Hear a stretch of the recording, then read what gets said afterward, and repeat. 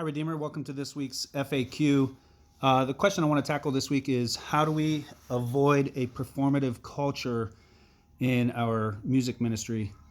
And so, one of the things that I have intentionally done since I started in ministry was really encourage our musicians, worship leaders to be expressive, to feel free to be expressive, and, you know, um, to get involved physically with their instruments and their participation in the worship. And there's reasons for that.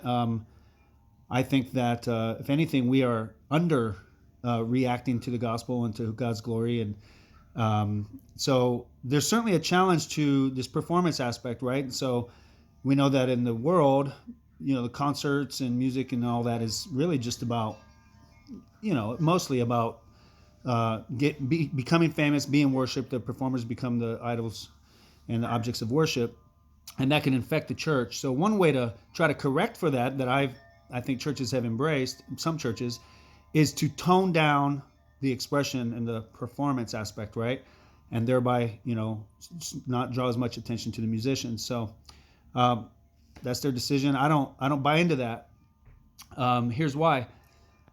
Because we're not true worship and true, sincere engagement with God is not defined by externals. So the presence or absence of some kind of expressive culture is not really the true definition of worship, right? I do want to encourage people to be who they are, and if they feel like they're being held back by fear or cultural assumptions, then I don't want that. I want them to be free to be as expressive as God has made them to be.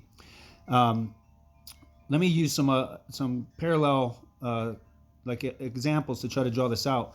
So I'm a expressive preacher, and in one sense that could be defined as performative, right? And the way that I address that is not to be less passionate or expressive when I preach, but to confess to God that I certainly don't have perfect motives when I do anything, much less preach. And so I own that. God, look, I know that I want to be approved by man. I want to be seen as successful. I want to be funny, all that stuff. And that's true. And that's not good. So would you kill that, God? And in the meantime, would you increase the good things, right? So may I decrease and may you increase. So you own that, you confess it, and then you move into it. And then you ask God for true affections and true engagement with him as you serve, with your gifts. The answer isn't to be less engaging, to use worse analogies, to be monotonous, for the glory of God. It's to ask God to redeem that stuff.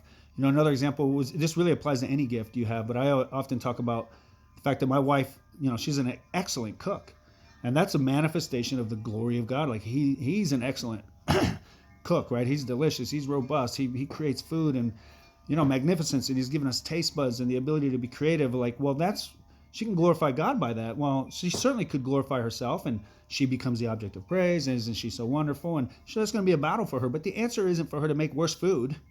It's to know these things and to walk. This is the walk with God, right? Like God, we are riddled with sin, but it's not who we are anymore. So let that part die. Let us follow you faithfully and joyfully, and seek to magnify you in everything we do. So the answer isn't to suppress expression and to suppress creativity and vitality, but it is to take it to the Lord and ask him to redeem it by faith. So in that, I want to continue to exhort the musicians, worship leaders, and even the congregation that our God is deserving of extravagant, expressive praise, right? Within the confines of our personality and abilities and things like that. So, all right. Feel free to reach out if you have other questions. See ya.